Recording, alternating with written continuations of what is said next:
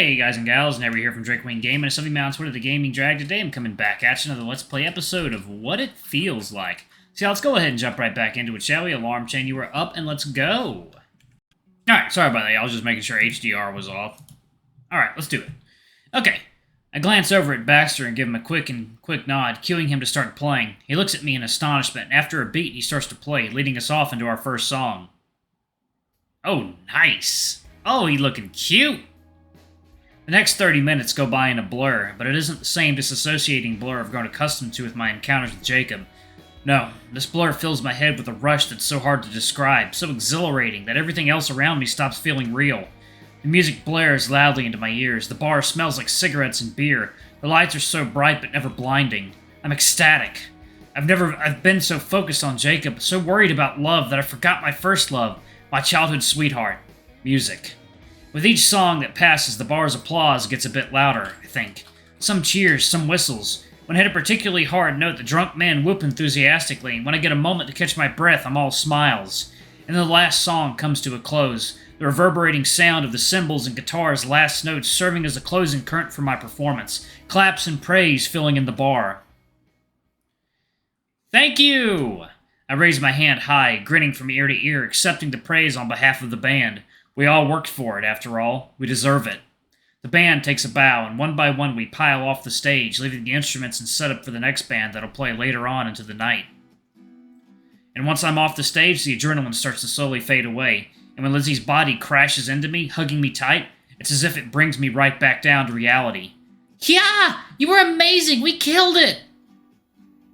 Good to see you still got it. Thanks, guys. You all did super great, too. Aw, look at him. He's getting shy. Rockstar Russo dying down? Shut up. I face Baxter, giving him a nervous smile, but he just gives me that same astonished look from before. What? You okay? What was that? What do you mean? You didn't tell me you could sing like that. I chuckle, embarrassed. What are you talking about? You were there at the rehearsals. Yeah, I mean, I knew you could sing, but I didn't know you could sing like that. Yeah, well... He always does this when we perform live. Damn, glad I got to experience that. Thanks, Bax. You did surprisingly well, too. Oh, thanks. Wait, surprisingly? There he is. Oh, the bar owner, yep. A large arm suddenly wraps around my shoulder, and pulling me close to his short, sturdy body is Arnie, smiling up at me with a toothy grin. About time you finally decided to play again. We missed you, you know. Arnie's a nice guy. I mean, of course I'm grateful towards the guy who gives me the chance to play my music at his bar, but he can be a bit too comfortable with me. Even now, his arm slithers down from my arm down to my waist, and if I didn't know any better, I'd think he wanted to grab my ass.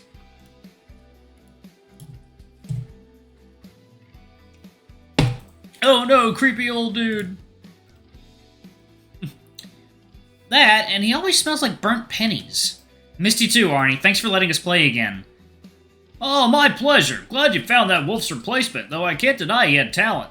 Shame things didn't work out between you guys. Although I know he means between Jacob and the band, it still stings to hear him say it like that. Yeah, but Baxter's a great player, too. Ah, he's decent. You should have asked Dez to play for you. He plays a little guitar. Plus, ain't you got a crush on him? Dez, come on over here for a second. Ah, it's a big boy. Dez walks over, a bit confused, but when he sees me, he gives me a smile. I was telling Mylo over here that you should join their band.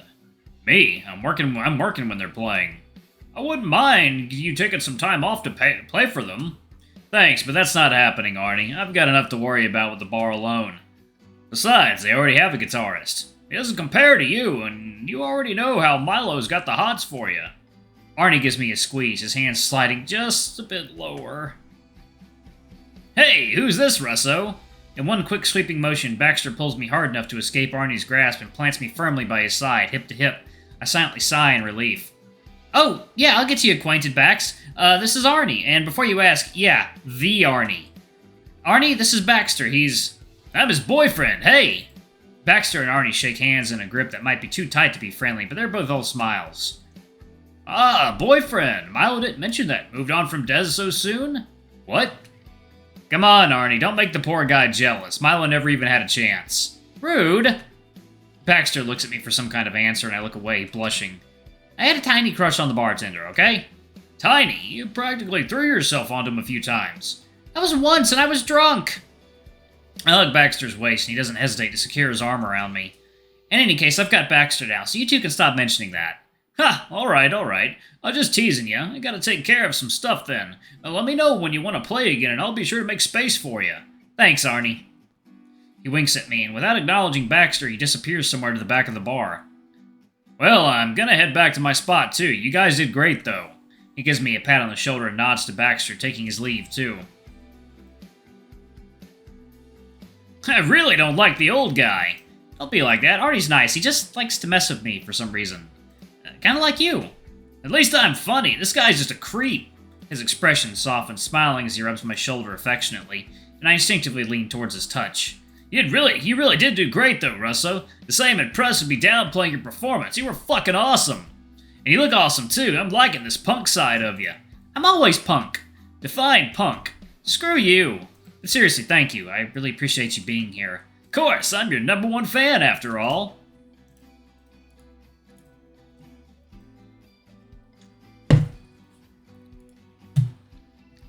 My heart skips a beat at that. I know he's having his fun with me, but hearing him say that makes me giddy in a way that's hard to pinpoint the reason as to why. I guess I've just never been #1 at anything. Well, sorry to interrupt. Oh! Ooh, adorable.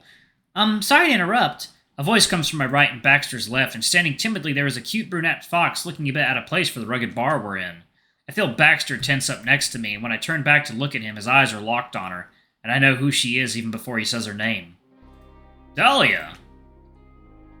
Dahlia smiles at us shyly, as if not too sure what to say. Shit, As if just now remembering I'm standing right next to him, his hand clasps my shoulder, presenting me to her. Dahlia, this is Mylo. He's my boyfriend. I smile at her, trying my best to appear genuine. I'm his boyfriend. It's nice to finally meet you. Likewise, you knew me before? Oh, I mean, we have intro to economics together, right? Oh, do we? I'm sorry, I'm pretty bad with faces. Anyway, you were really great. I saw you guys perform, and you have an amazing voice. Thank you. Hey, Bax, I'm gonna go get a drink. Do you want something? Nah, I'm good. Right. Well, it was nice meeting you, Dahlia. You too. Walking away from the very awkward exchange, I leave Baxter and Dahlia alone and sit at the bar, turning my head away from them. Luckily, the bar is loud enough to not hear what they're saying from this distance, but her presence is like a show-stopping record scratch, impossible to ignore. Baxter had mentioned the possibility of her appearance here a few times during the week, but seeing her now and leaving her alone with him makes the fur on the back of my neck stand on edge. No, why should I even feel like this? This is part of the plan, after all. What if she wants him back now? Then we'd have to... I shake the thought away. It doesn't matter either way. Not at all. You look bummed. What's with the grumpy face? You just killed it out there. Dez leans on the bar, ruffling my head. Want a drink? On the house this time. All right then. A rum and coke. Strong, huh? Seriously? Seriously, what happened? He starts pouring my drink, making that expert bartender small talk. Where's your man? Talking to a friend. He looks around the bar and eventually finds the pair, and then looks back at me with a look that says, yikes. You know her? Sort of. She's a past situationship. Situationship? What even is that? They weren't dating, but they were almost at that point, you know? Complicated and a little alarming. Why would you just leave him alone with her? Shrug. They have stuff to talk about, it's fine.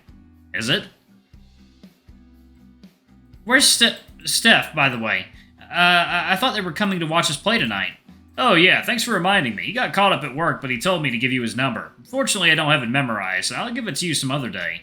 Oh, that's a shame. How's he doing? You never even mentioned you had a brother. He slides me my drink and leans back on the bar, casually drying his hands with a towel. I don't see him too often. Plus, he doesn't like staying in Ashland too often, you know? Because he... cross-dresses? Yeah, I hope you don't think that's weird. Not at all. Especially since I feel like it's a bit deeper than that.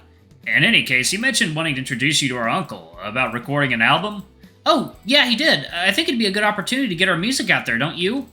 Sure, it's about time you went global. I doubt Arnie would ever want you to leave, so it's good for you to get yourself out there. Play in other places, too. Ah, yes, the many concert venues of Ashland, Wisconsin. Ha! All the more reason to spread your wings and go other places, right? Yeah, I guess you're right. Thanks, Des. You know, I'm starting to remember why I liked you so much in the first place. You're obnoxiously nice. Don't let your boyfriend hear that. He seemed pissed at Arnie. He was getting pretty handsy. He's like that with everyone, though that's hardly an excuse. He looks behind me and gives me a small pat on the shoulder. He's coming back. Give me the scoop some other day. And with a ruffle of my hair, he heads to the other side of the bar to attend to more customers. Not long after, I feel Baxter's warm hand rub the small of my back, sitting next to me at the bar. Hey. Hi, how'd it go? He shrugs. All right, I guess. What'd she say? I slide him my drink, and he takes a long gulp of it. Just how good we did, and asking if we could hang out soon. A strange, uncomfortable feeling bubbles inside me, but I ignore it. That's good, right? It's definitely new. She barely makes the first move. So the plan's working. I rub his large thigh comfortingly, straining a smile. She'll come around eventually. Yeah, I hope so. But tonight's about us, right? And we should get wasted. Wait, where the hell are Lizzie and Wyatt? They just disappeared after we got off stage. Probably somewhere having post-concert sex. Seriously? She says the adrenaline makes the orgasm better or something like that. Huh. Want to test that theory? Sure. Maybe old Arnie could help with that. You're so funny, Russo. I know. That was funny. Music. Pouring all my attention into music has been my coping mechanism for the past week, and today's no different. Even though it's a Saturday and we just did the live show yesterday, it's no excuse to slack off. The album's got to be perfect. Anything less and goodbye record deal. Although I have to admit, it's hard to focus on writing lyrics with all these guys around. I'm sitting at the bleachers of the basketball court, deciding on a whim that I'd come to see Baxter play at least once in our time together. Boyfriend duties and all that. But the atmosphere is a lot different than the practices I'm used to. For starters, there's a lot more people around. I don't have to feel like a real authentic basketball game, but definitely more than the two girls I'm used to seeing who wait for their boyfriends to finish practice. Wait, does that make me one of them now? Yes.